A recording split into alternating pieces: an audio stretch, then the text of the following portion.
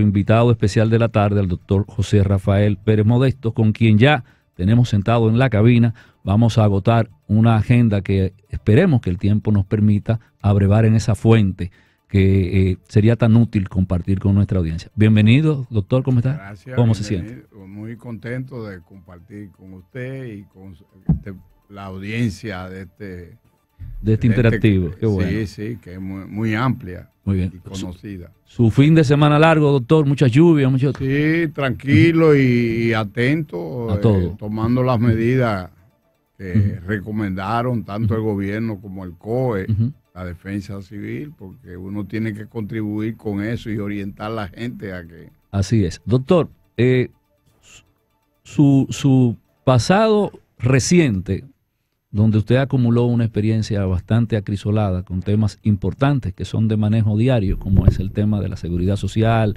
todo lo que tiene que ver con eso, sumado a que esto se encuentra sumado dentro de una extensa hoja de vida, formado con un acervo bastante acrisolado.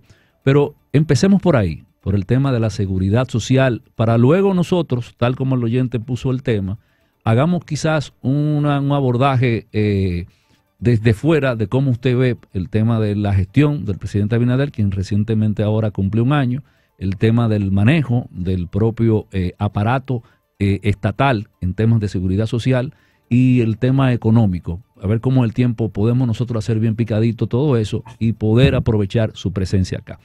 Es un privilegio que ese tema sea el que abordemos.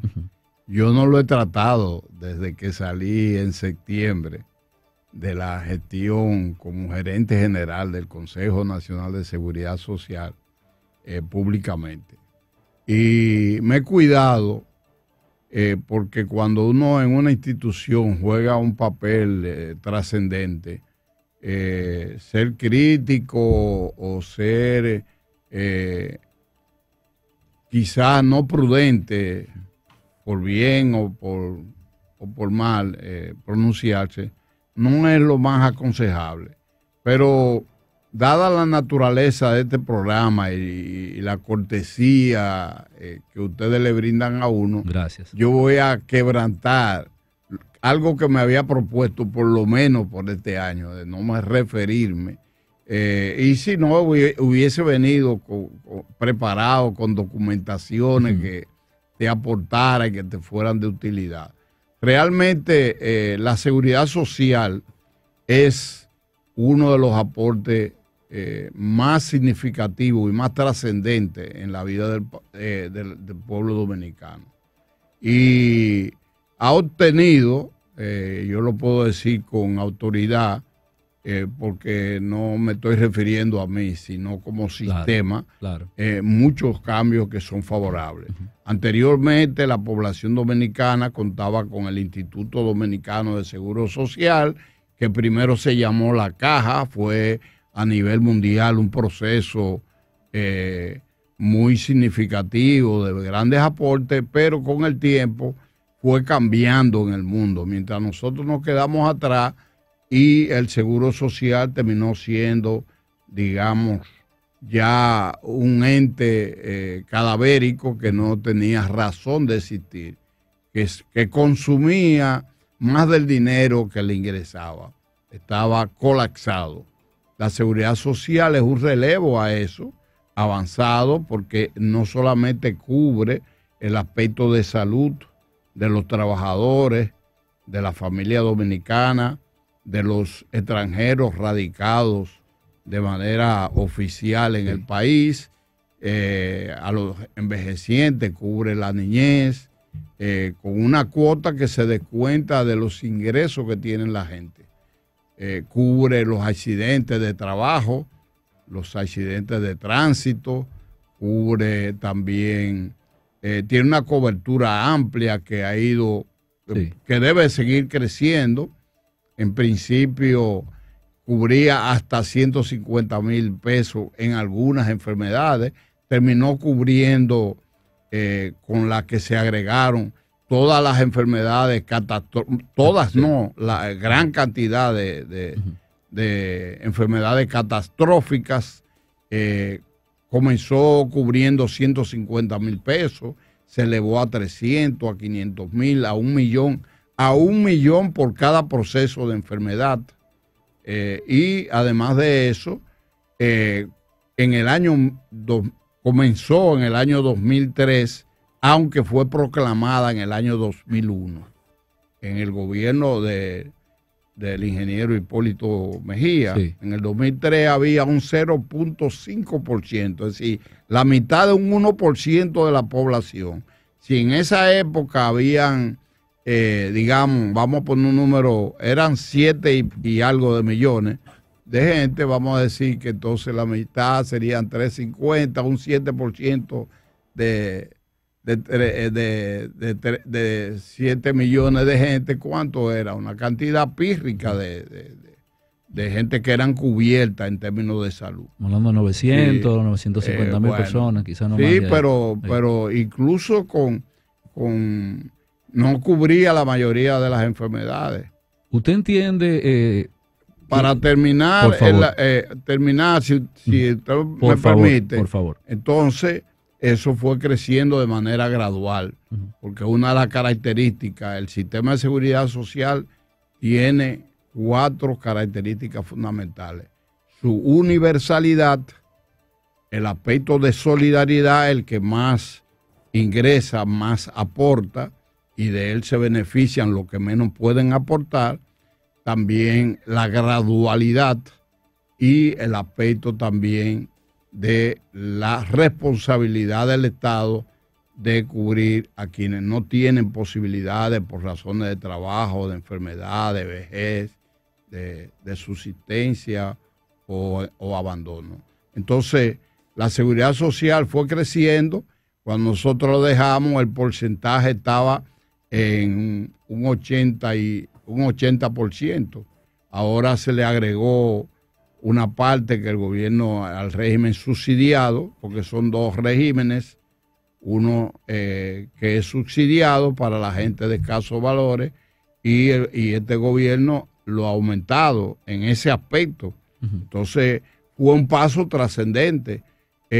Anteriormente los accidentes de tránsito, que este es el país número 1, sí, no tienen accidentes. Teóricamente es el 2, pero el 1 es un país que no tiene 1,000,000 de habitantes y por lo tanto nosotros en el mundo somos donde más gente accidentada hay, y la cobertura en salud lo cubre la seguridad social, sin que la gente tenga que aportar cuando esto suceda. Pero además aquí a una gente llegaba a 50 años y después a 60, y si esa gente tenía cáncer, si tenía diabetes, si era hipertenso, si tenía problemas cerebrales, automáticamente lo sacaban de circulación. La seguridad social asumió eso. Ahora, seguramente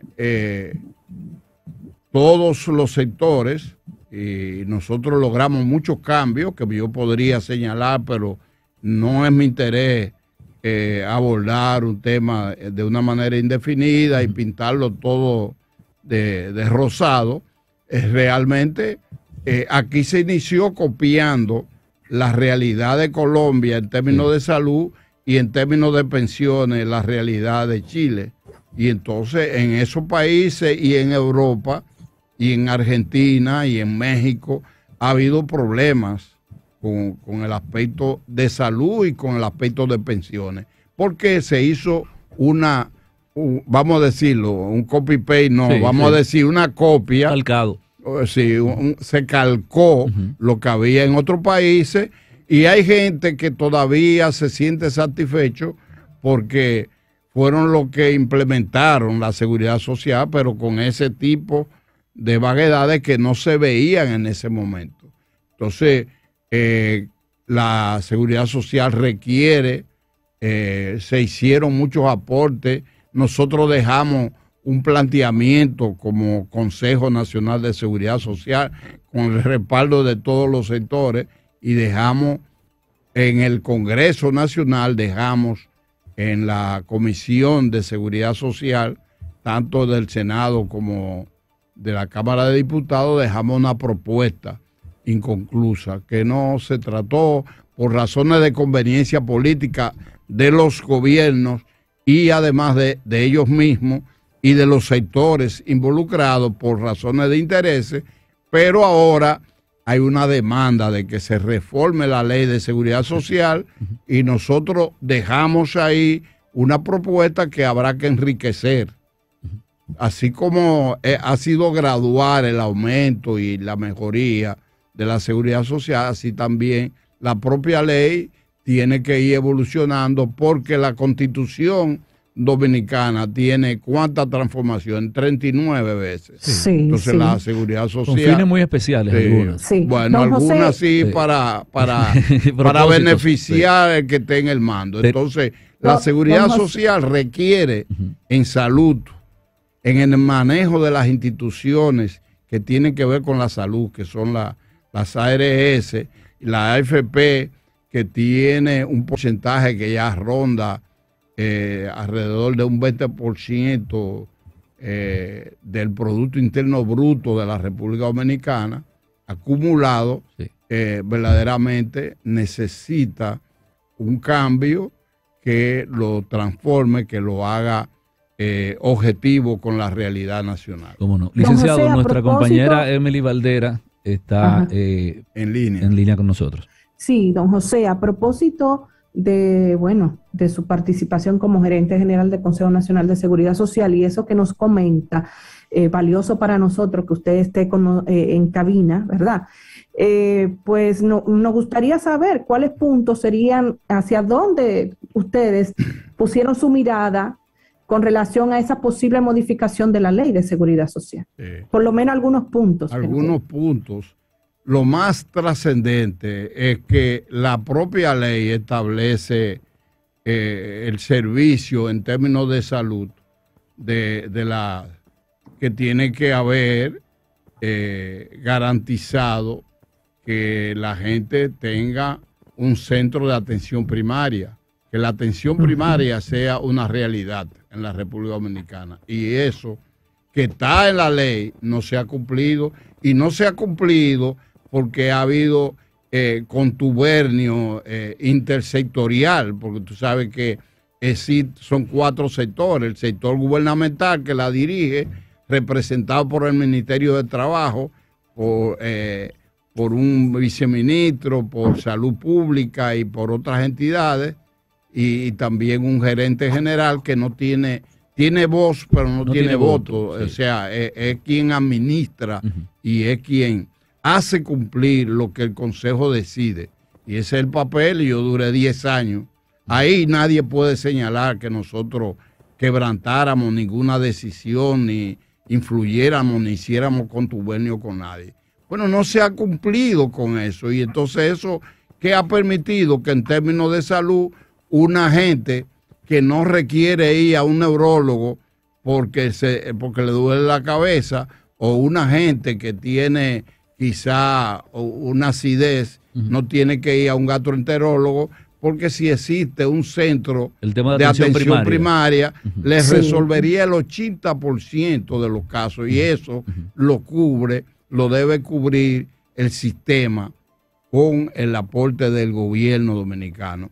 Y hay llamados centros de atención primaria que no funcionan conforme a lo que establece la ley. Eso es lo más importante en términos de salud. En términos también de salud, es que nosotros contribuimos a implementar incluso enfermedades que antes no eran cubiertas. Yo te mencionaba la hipertensión, sí, catastrófica. Bueno, pero quedan otras. Sí. Se llegó inclusive a trasplantes renales y trasplantes de otras, pero faltan otro tipo de trasplantes, otro tipo de enfermedades, que la medicina es una ciencia dinámica, en proceso, que nunca termina.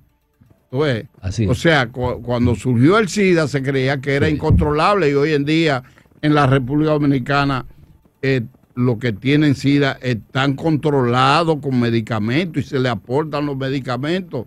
Entonces hay otro tipo de enfermedades neurovegetativas, sobre todo, que deben ser cubiertas, y entonces le da a niños y eso no está contemplado. A veces usted va donde un médico y el médico es un especialista, pero como eso no se lo reconoce en la ARS, no está establecido, entonces los médicos hay que pagarle, o pagarle la consulta, pagarle la medicina, o si no, le cobran una parte que no sea cubierta. Muy bien. Erinia Peralta con nosotros, licenciado. Peralta, que... Bueno, yo quisiera aprovechar a nuestro invitado, que como sabemos es una persona que tiene amplios conocimientos, que ha dedicado gran parte de su vida, ¿verdad?, a analizar, a estudiar y a producir textos de valor para, de nuestra historia, para pues que nos hable un poquito de lo que estábamos celebrando el día de ayer, que es el Día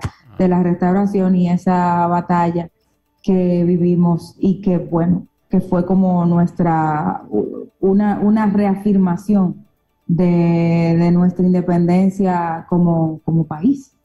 Bien, yo te agradezco mucho esa pregunta, porque yo soy integrante de la Academia Dominicana de la Historia y tenemos un programa permanente todos los sábados de 3 a 4 a través del canal 4, perdone que yo lo mencione, No, adelante. RD, un programa que se llama Momento de la Historia, cuyo objetivo es actualizar la gente, sobre todo las nuevas generaciones, en términos de los acontecimientos más trascendentes en la vida del país. El programa tiene 18 años, no es un medio para nosotros subsistir, es un medio para nosotros difundir la historia, darla a conocer con personalidades que dominen históricamente y tiene el reconocimiento. El único programa con reconocimiento que yo sepa, por lo menos en el Caribe, el reconocimiento de la Academia de Historia de este país. En este caso, la Academia Dominicana de la Historia, el Instituto Duartiano, la Comisión Permanente de Efemérides Patria, y no es un programa gobiernista ni comercial. Entonces, 18 años consecutivos, sin repeticiones y además con temas candentes que no todo el mundo puede tratar, porque nosotros tenemos una condición que le voy a pedir a usted excusa por yo decirle.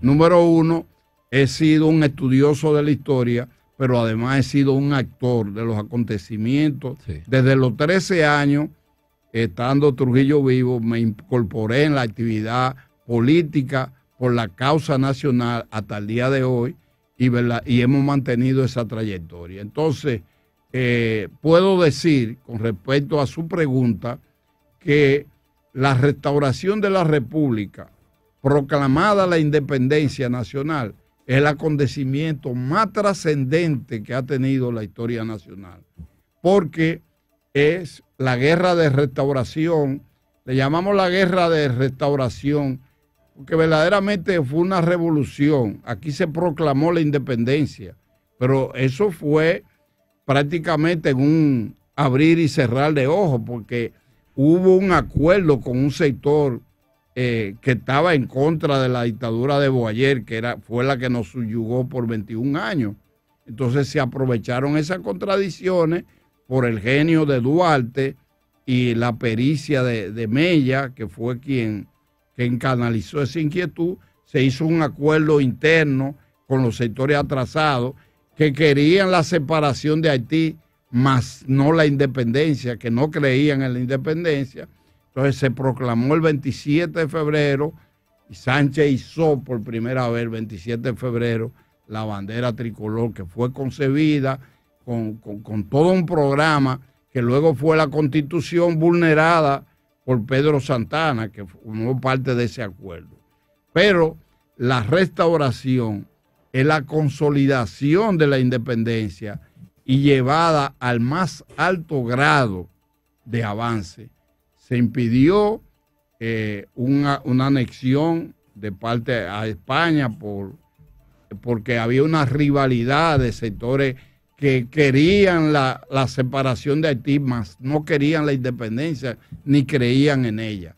Entonces, yo digo que es el acontecimiento más trascendente, y luego de eso habría que agregar un tercero, que es la guerra constitucionalista de 1965, con limitaciones, claro, y que es un tema que ameritaría un tiempo, pero para satisfacer la pregunta tan oportuna, porque no pudimos celebrar el 16 de agosto en toda su plenitud, el grito de independencia, así como hubo un grito en Lares, Puerto Rico, y otro en Cuba que conllevó 10 años de guerra. Aquí hubo un grito que fue el de Capotillo, claro, un grupo de patriotas con el apoyo del gobierno haitiano, de Charles Gerard Jeffrat. Charles Gerard hizo acuerdo con Duarte, pero Jeffrat apoyó por temor a que esto sirviera de escenario para una ocupación de Francia y de cualquier otro país, y entonces apoyaron la causa de los restauradores dominicanos con armas y con el tránsito, y manteniendo una actitud de aparente equilibrio porque España le hizo mucha presión. Y entonces logramos instalar la bandera dominicana en Capotillo, y de ahí entonces en pocos días estaba ya ese grupo de patriotas con Pimentel, con Santiago Rodríguez y otros que llegaban a Santiago, y se fueron sumando grandes patriotas armados bajo la dirección de un programa elaborado con un plan estratégico de lucha de guerra de guerrilla establecido por Ramón Matías Mella, que ha servido de base para grandes acontecimientos internacionales.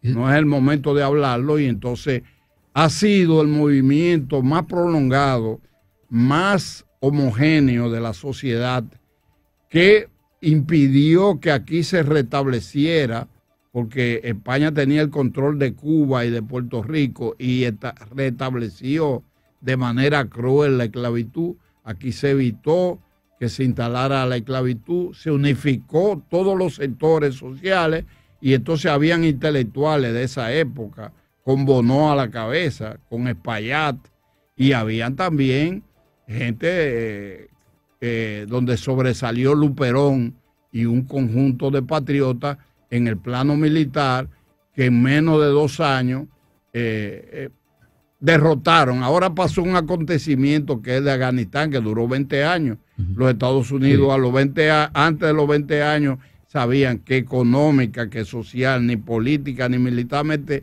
podían mantener eso.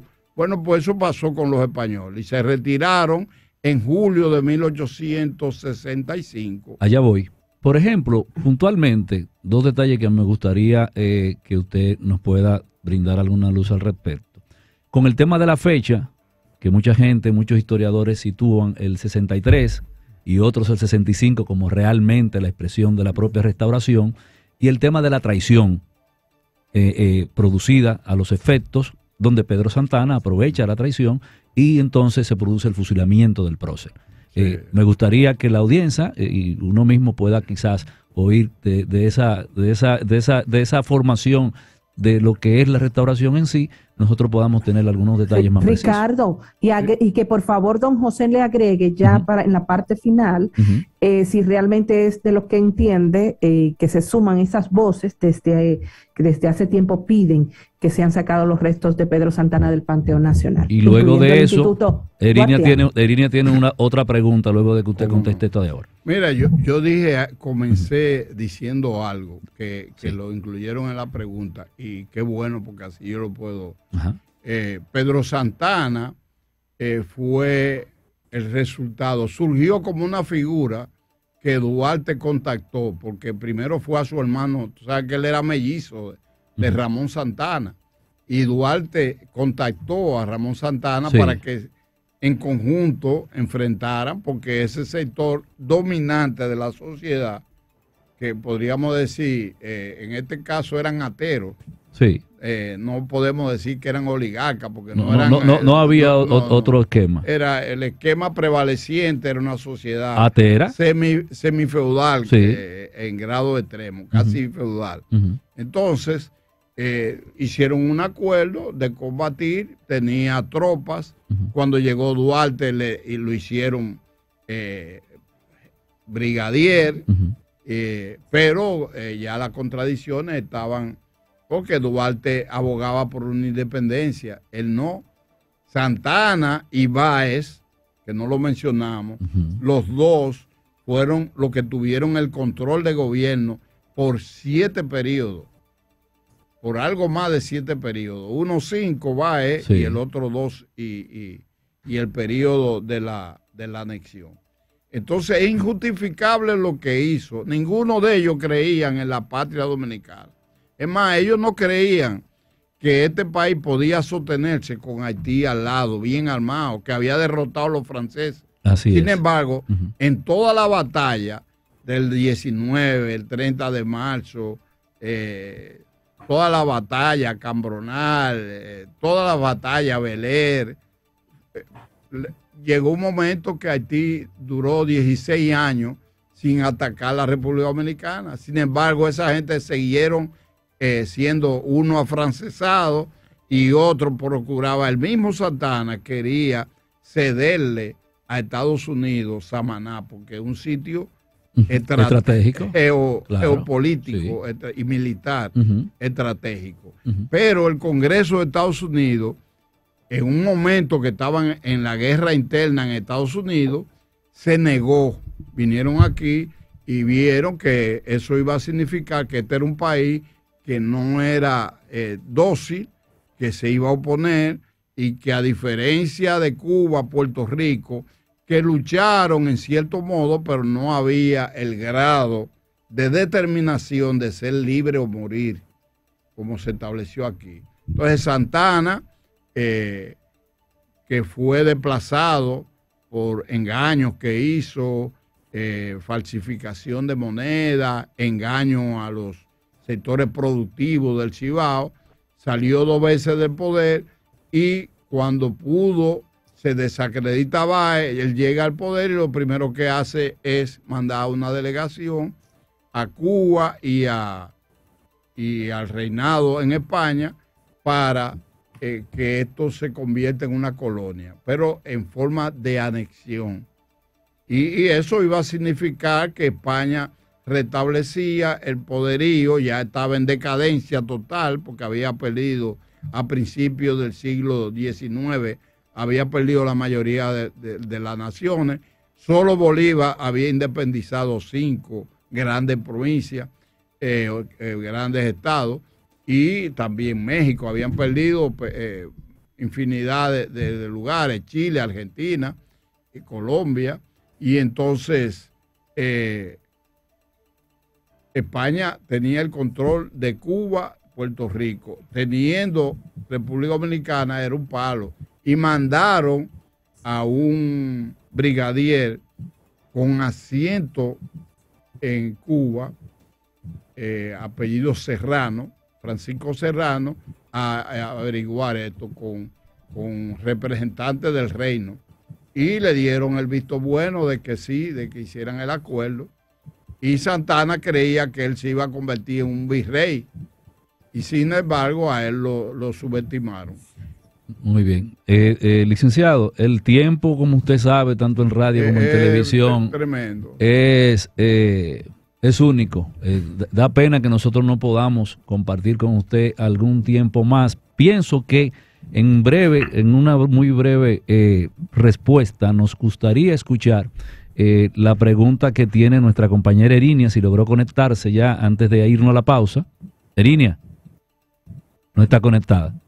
Pero ya lo está oyendo. Erinia, no está conectada. Doctor, dale las gracias nuevamente a nombre de todo el equipo del Interactivo. Pero la pregunta de ella es si él merecía estar la pregunta de Emily. La hizo Emily. Que no me respondió. No lo respondió. No, brevemente, por favor. Porque iba camino a eso. Sí. Pero contundentemente sí, es verdaderamente una alteración digamos que es una ofensa a la patria que un elemento de la categoría de Pedro Santana esté en el altar no en el altar de la patria, no, Panteón. en el Panteón Panteón Nacional de la Patria, sí. Porque la gente dice Panteón Nacional, Son lo diferentes, correcto es sí, Panteón de la Patria. Y es una injusticia el que lo manden o al Seibo o a un cementerio por ahí lo entierren, porque ese hombre primero fue un cobarde y segundo fue un hombre que transgredió todos los principios de independencia, de libertad y de manejo administrativo correcto.